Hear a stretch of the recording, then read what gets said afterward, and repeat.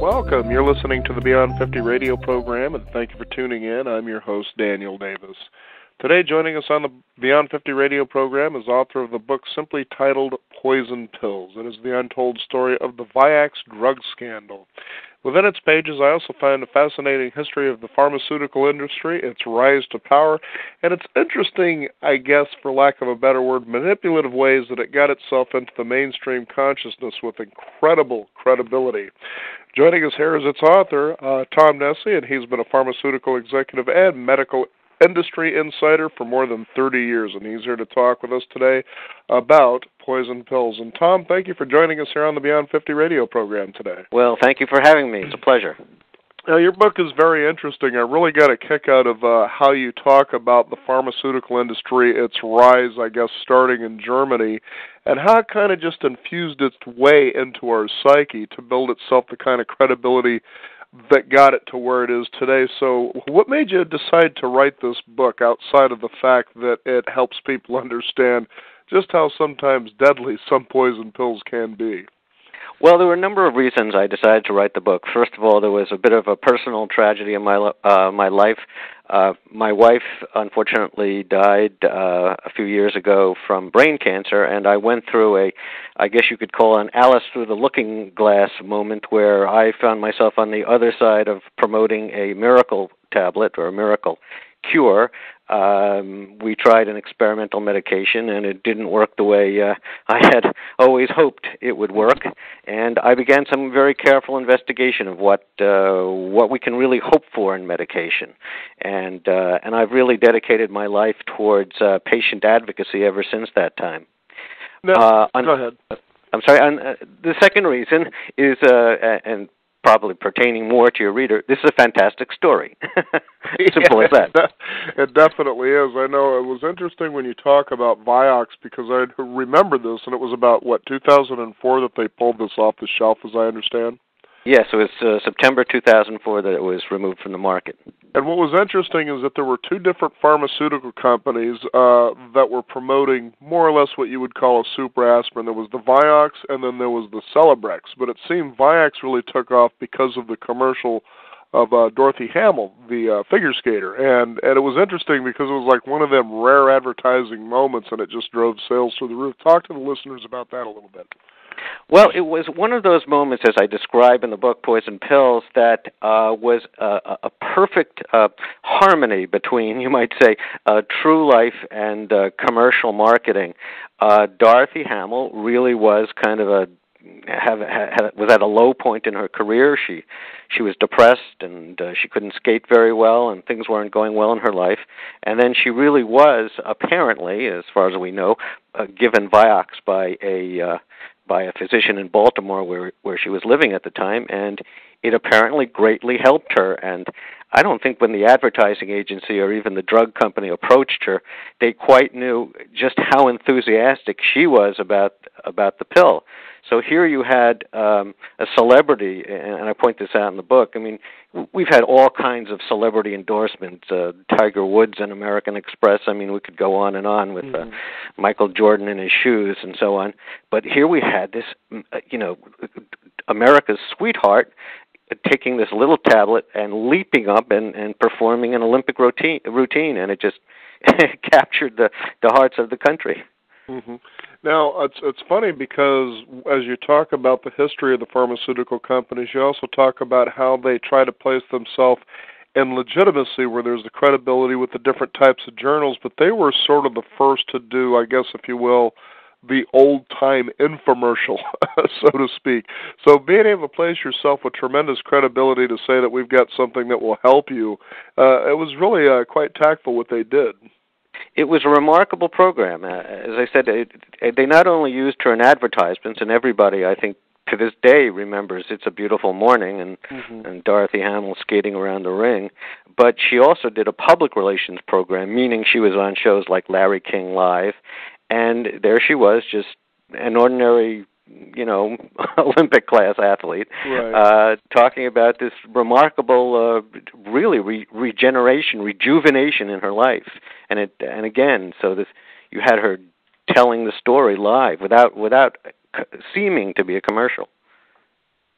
Now, as we talk about Vioxx, now here's where it really gets slippery, and you think about the power that an industry has that they can sort of leave information out. Now, it was thought that when Vioxx was first created, they literally said, as you said, according to your book, Poison Pills, is that there were zero side effects, something that was really unheard of. Now, let's talk about what was going on there.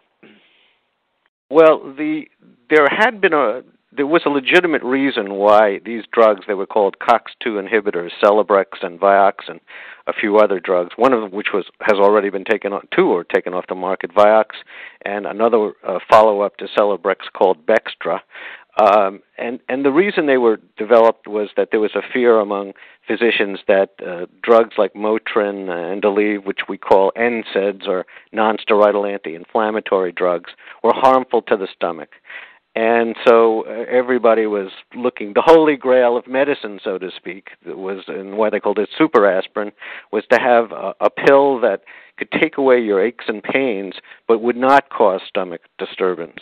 And in very early testing in animals, these COX-2 inhibitors appeared not to cause any stomach disruption, and the companies immediately seized on this fact, which may or may not be relevant in human beings at all, by the way.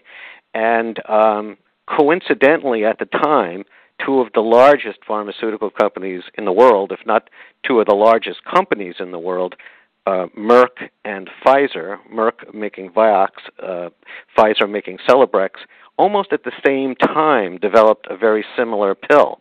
And out of this it kind of went from a tiny battle to World War III. I mean, it became a gigantic marketing battle between these two companies, and the winner was going to be number one in the world. Mm-hmm. So that's why I said this is, why did you write this story? It's a fantastic story. I mean, it just involves amazing egos, as you saw. The world's greatest scientists, the world's most money put into advertising. Just everything was thrown into this battle. So it's kind of a fascinating intrigue. Now, I think what's interesting too is how the pharmaceutical companies that you were describing would also tend to align and train and work with doctors as almost though they wanted doctors to just basically use pills, if you will, as a means to curing their patients. And you take a look at Vioxx, and there were some very troubling side effects that where it was directly linked with heart disease. And as you were describing in your book, they were finding ways to really have zero accountability for the outcome of some of these side effects that were actually causing people to die, as I understand. Yes, as early as the drug was approved, Vioxx was approved in 1999. Celebrex was approved about 6 months before that, late 1998, 1999. And they both were able to kind of put aside the fact that we do know that by 1997 both companies knew that there were problems with the heart. Merck had problems with the early testing and had to lower the dosage, and they also had a number of studies which they actually held back from the market, which indicated that the drug could be harmful to the heart. Mm-hmm.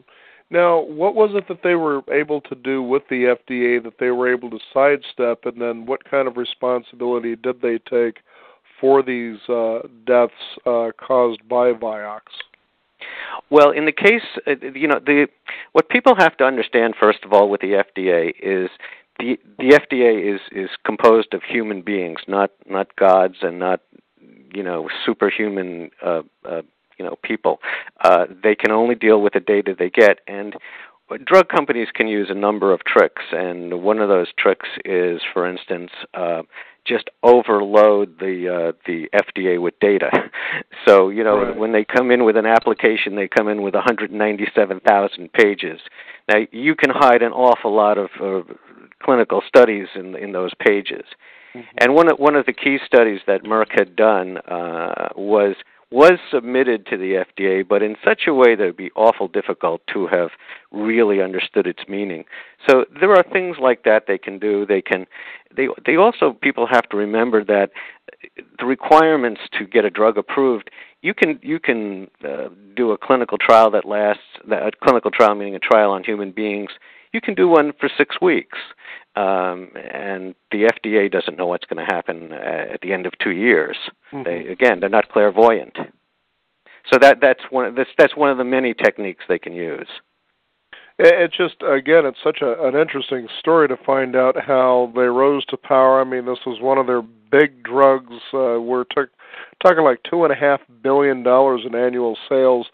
Do you find that they're, because what I find interesting this day and age is when you used to see the commercials on television, they made you aware of a symptom that you didn't know that you had in the first place.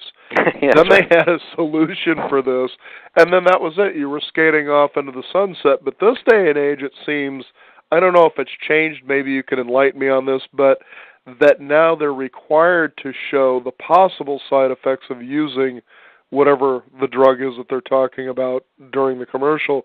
So is that what happened? Did they start increasing more stricter standards of advertising? Or? Well, actually, you're very perceptive. That's exactly what happened.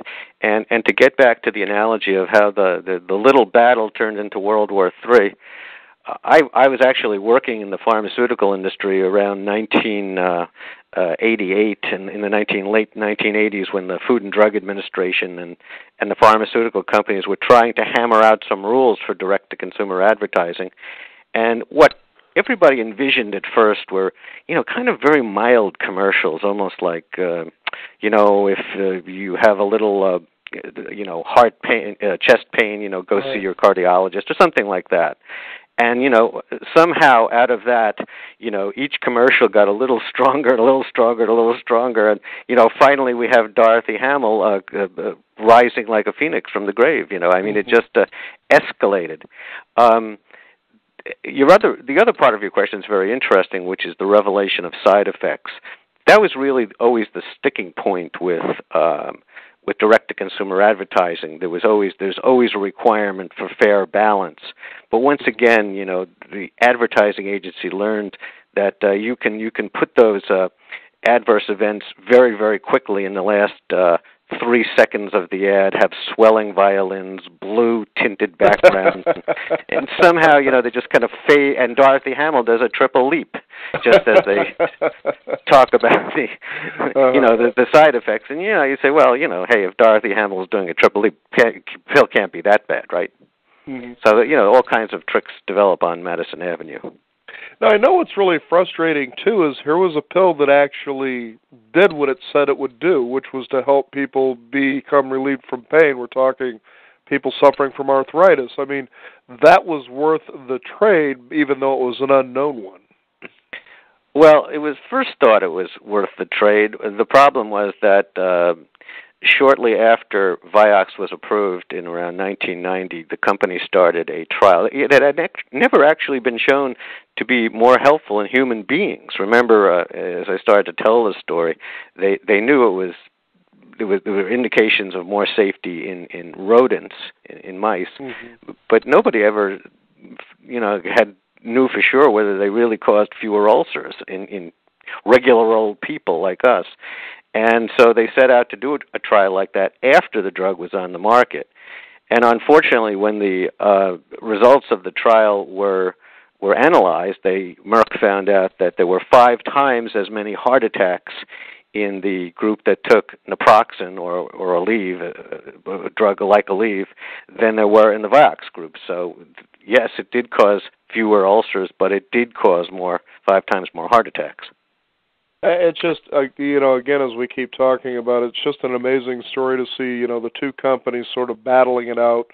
It's almost like the days of the Indian motorcycle and the Harley Davidson, so to speak, but not probably quite as safe. Now, what's changed today in the pharmaceutical industry when you talk about direct-to-consumer marketing? Have they changed the playing field as a result of this, outside of showing that the possible side effects of a drug, or how are things working within the industry to make it safer for people?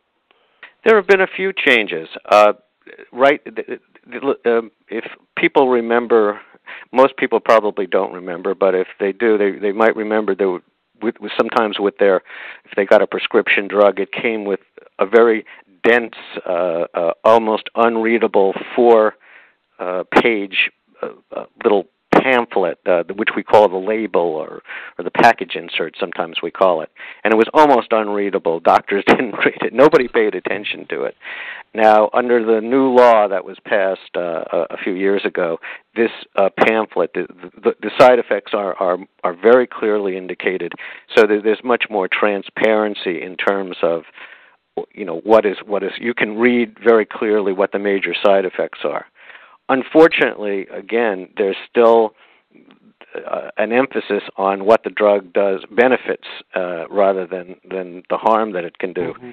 In fact, you can see the simple, if you go to a magazine ad, and I just did this the other day, and I was so surprised myself. And I believe me, I've been in this industry 30 years, and I've been writing about it for 30 years, and nothing surprises me anymore. And I turned the page, and I turned the page to read the more detailed side effects, and I gasped. And I said, why would anybody take this stuff? And it's so there has been some simplification. But, as often happens with things like this, in 2004, which after all was only 4 years ago, there were congressional hearings and so on, and then people tend to forget.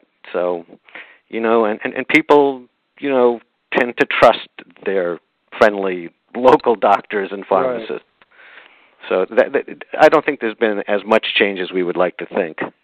Now, I know that when it comes, we've done many shows when it comes to health and so forth, and we'd really try to approach it very holistically, as though if you're going to need to take a drug, be sure it's almost like the last line of defense, if you will.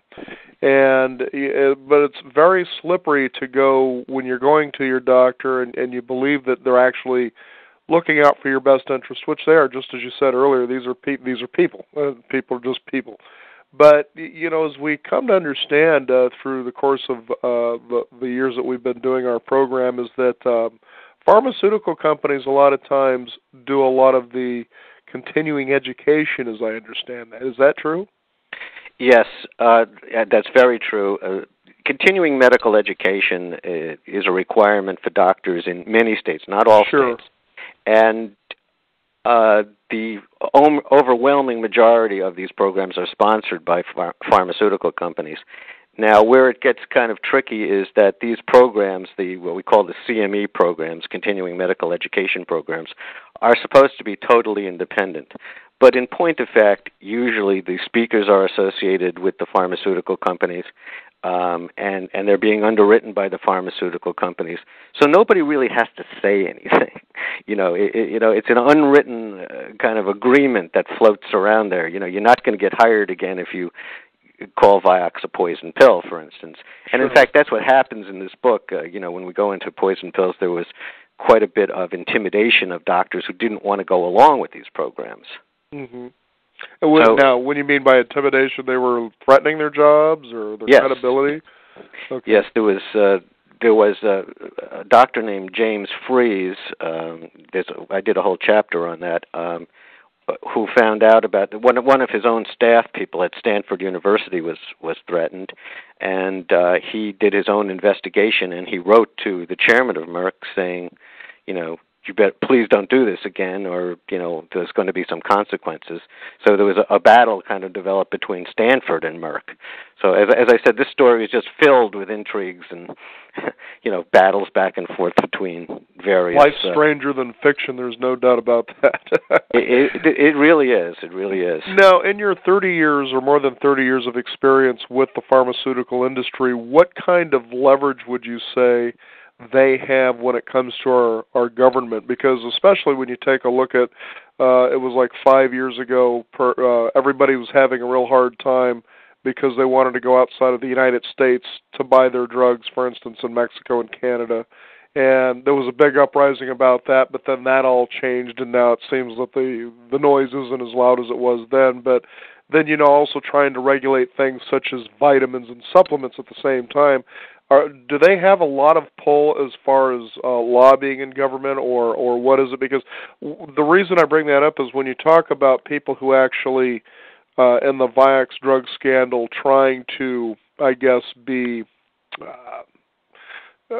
putting out lawsuits, for instance, because of unwrongful death, that you see, well, we're not going to take any responsibility for that because of the power and the clout they have within the judicial system. Just talk about that for a minute and what kind of power they possibly have. I was just about to say, I think you've asked 5 questions, so... Yeah, I did. I was trying to formulate it into one, but... Let me try to break them down a little bit. Okay. And I was about to say, you're right. I could just say, you're right on all of them.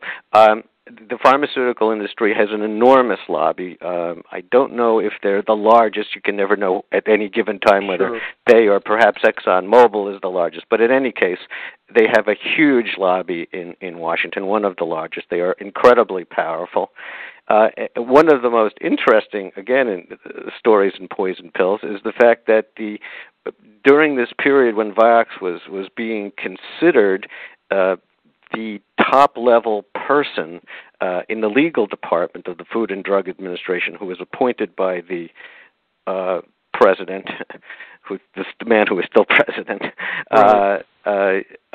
was actually a tobacco lobbyist. He was actually an opponent of the FDA, and he was appointed as the legal counsel of the FDA. So you can imagine how much power he had. He virtually was running the agency. So as far as judiciary power goes, the pharmaceutical companies were running the chicken coop, so to speak. They were calling their own laws. Right now, in fact, just this week, a case went before the Supreme Court involving something that most Americans probably don't know about, but they'd be horrified if they did. A case that will, if the Supreme Court agrees to it, prevent anybody from suing any pharmaceutical company so long as the Food and Drug Administration approves the drug. Right. And this particular case is actually opposed by the former members of the Food and Drug Administration. So it's quite former members. Right. People who well, the new members are probably on that island in Hawaii at the luau that you were talking about. That's right. The current legal department derives from the department that was actually appointed during this period when there was, a lot of our regulatory agencies, as we now know by watching our money go down the drain, were being watched over by people who weren't particularly in our interests. Mm-hmm. I know. I think I've answered at least 4 or 5 of your questions. You really did. And the reason I was interested, especially in the judiciary side, the power of that, because here is someone who takes something, but now all of a sudden, because the FDA approved it and something happens that alters their life forever, that there's nothing they can do about it. And to me, that's a real sad state of affairs, because it's like driving a brand new car off the lot, it explodes, and then the company's saying, well, it was approved by Consumer Reports, so therefore you can't sue us for anything. But not only that, but in your book you also took some interesting turns, I suppose, when you were talking about the cultivation of things such as opium and cocaine. And something went off in my head, and I started wondering about the big, war on drugs, because what you were describing in your book, for instance, about cocaine, was here was one of the companies that was manufacturing cocaine at the rate of about 1/2 pound. And then within a year's time, it skyrocketed to 137,000 pounds. And That's I started wondering about the war on drugs, and I was thinking there's an interesting correlation here between, for instance, a cartel that goes direct to consumer, goes around these companies, and the company's saying, wait a minute, this is intolerable because you're cutting us out of our own profits. Is that possible? I mean, is that a weird alarm that I have going off there, or? Well, I should probably explain. We should probably explain to your listeners exactly what we're talking about. As it happened, and this is absolutely true. Nobody could make this up. Mm-hmm. Merck started out as a tiny apothecary or drugstore in a small town in Germany, and it remained so for a few hundred years. And then one of the members of the Merck family in the 1820s actually discovered the active ingredient. Opium had been used for thousands of years. It's the mainstay of medication, really. And but it was Merck. It was Merck in the 1820s, or a Merck, I should say, who found the active ingredient and was actually able to synthesize what we now call as morphine. And morphine really was one of the first great miracle drugs, and in fact, it remains a miracle drug. It's still used today. It's still used in war, in hospitals. Of course, it's used illegally as well. But Merck actually came to fame because they found the active ingredient in morphine, in opium, which was morphine. And coincidentally, 30 or 40 years later, because they had this expertise, they found the active ingredient in the leaf, in the coca leaf, which they developed into cocaine, which at first was an anesthetic. It was a topical anesthetic. It was used in eye surgery, and eventually it became it was a very, very popular drug. Coca-Cola had cocaine in it. That's it. It was a national pastime. And that explains the 1920s. Well, that was the late 1800s. But yes, Merck. Most people do not know, and Merck doesn't go out of its way to inform people that the basis of its power and its marketing clout are come from morphine and cocaine, which were legal at the time, mind you.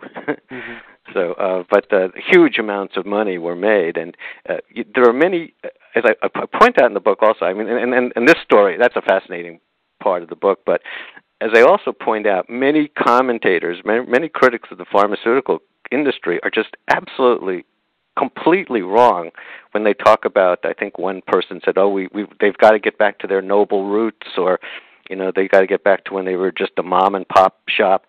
Pharmaceutical companies have been huge businesses since the 1820s. This is nothing new. There are small concerns, and there's still small companies today, but the pharmaceutical business, and especially the control of pain, is the largest business. It's been the largest business for thousands of years.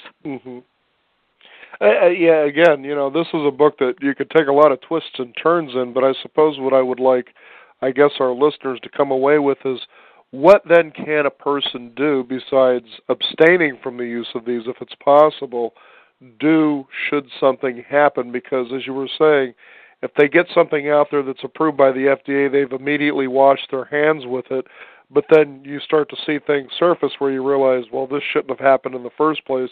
What then can you do? Well, there are a number of things right off the bat that I tell people. First of all is beware of what we call free samples. Nothing is free. The pharmaceutical companies are not giving you anything that they don't expect to get their money back on many times over.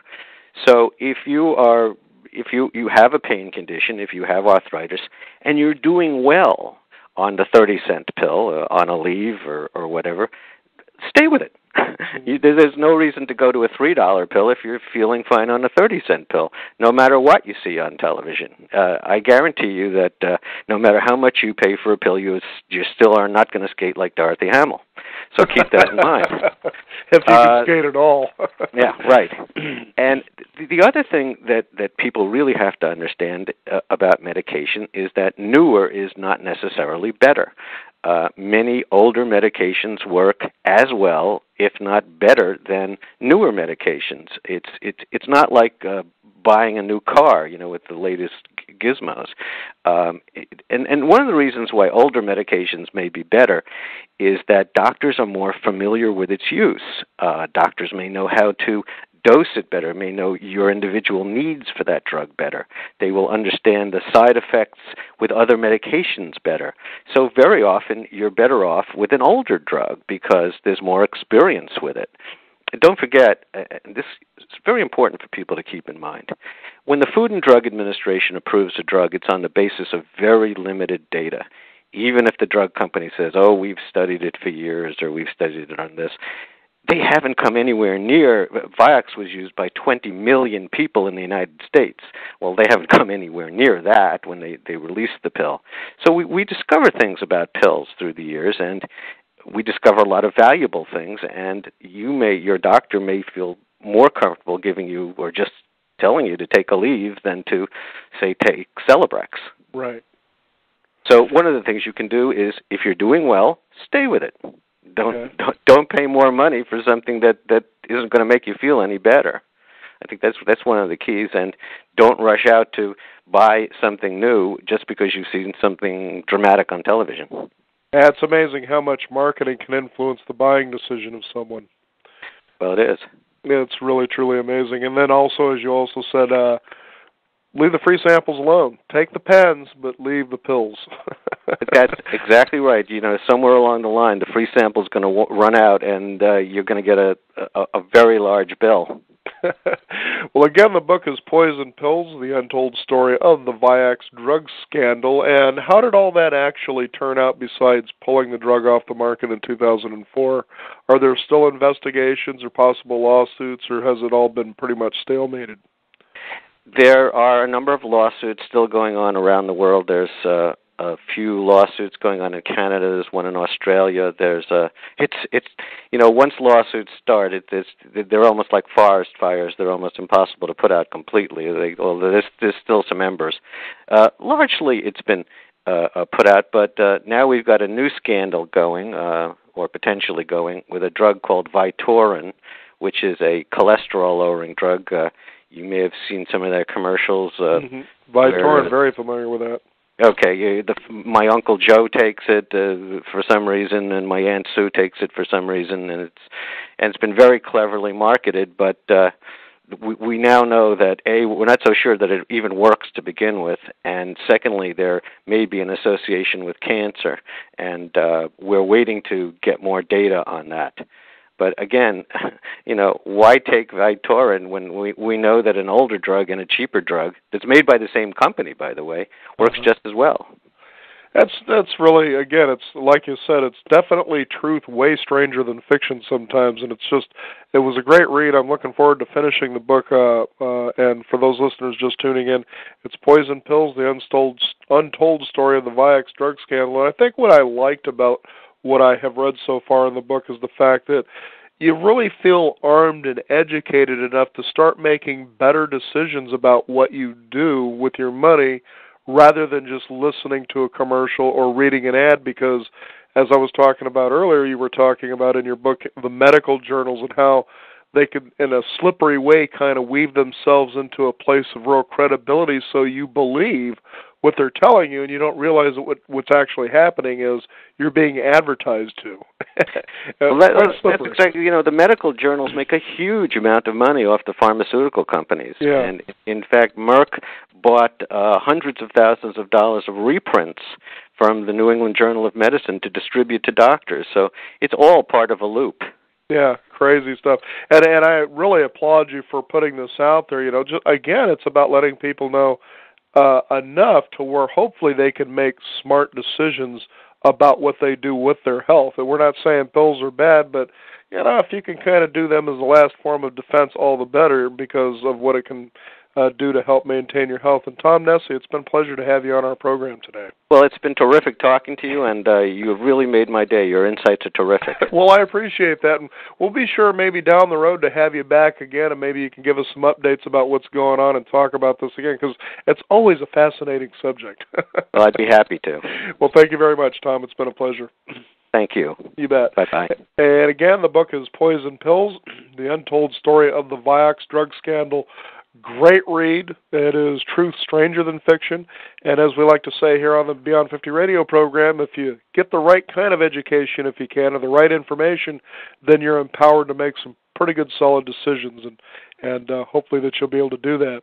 And also, if you're suffering from hot flashes, foggy thinking, sudden weight gain, and low libido, mood swings, and other effects of aging, ZRT Laboratory, the forerunner, and hormone testing is your first step toward ending troublesome symptoms.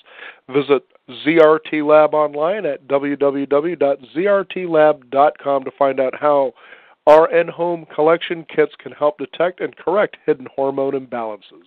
Let testing be your guide to symptom relief and life-changing solutions that begin with you.